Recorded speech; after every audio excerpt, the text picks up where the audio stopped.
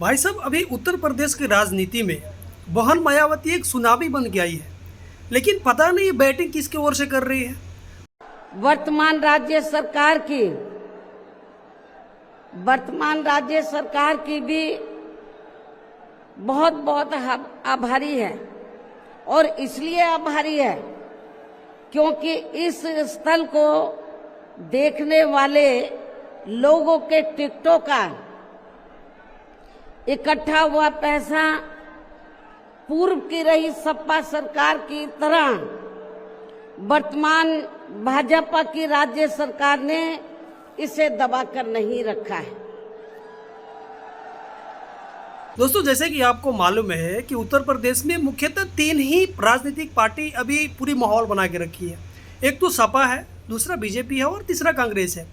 लेकिन मायावती पिछले 10-15 सालों से पता न कहाँ घूमती राजनीतिक दृष्टिकोण से, लेकिन अभी आई है और आने के बाद एक ऐसा जन सैलाब उमड़ा है इनके रैली में कि भाई पिछले कई दशकों का रिकॉर्ड तोड़ दिया है।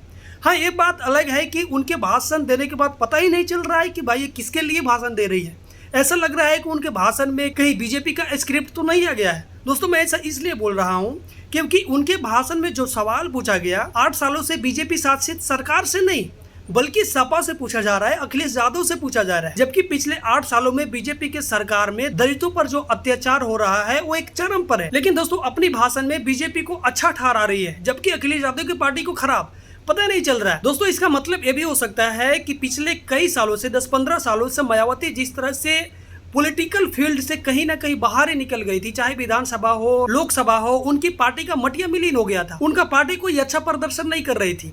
लेकिन अभी जब 2024 में लोकसभा चुनाव हुआ और उस चुनाव में सपा यानी कि अखिलेश यादव की पार्टी का अच्छा प्रदर्शन हुआ और बीजेपी का पार्टी जो है उसका घटिया प्रदर्शन रहा, इसके बाद ये भी हो सकता है कि बीजेपी अपनी एक रामबाण फील्ड में नहीं उतारती है। क्योंकि दलितों का वोट बैंक अगर बढ़ जाए, दलितों का वोट बैंक अगर अखिलेश यादव की पार्टी से निकल कर मायावती की पार्टी में आ जाए और मायावती के पार्टी में आने का मतलब है कि बीजेपी कहीं ना कहीं मजबूती से आ जाए, तो ये भी हो सकता है। आखिरकार क्यों नहीं उनके द्वारा ये सवाल पूछा गया, हरिओम वाल्मीकि जिस तरह से दलितों का हत्या किया जा रहा है, बेकसूर दलितों का हत्या किया जा रहा है उत्तर प्रदेश में, उस पर कोई सवाल नहीं, उस पर बीजेपी से कोई जवाब नहीं मांगा गया। दलित चीफ जस्टिस ऑफ इंडिया के ऊपर जूते मारने जैसी खबर निकल के आती है, उस पर कोई सवाल नहीं किया गया।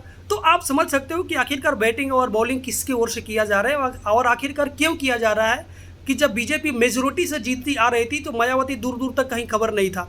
लेकिन जैसे ही 2024 में अखिलेश यादव की पार्टी का बढ़िया प्रदर्शन हुआ और बीजेपी का घटिया, तो मायावती फील्ड में आ गई। दोस्तों, आप कमेंट बॉक्स में जरूर बताना।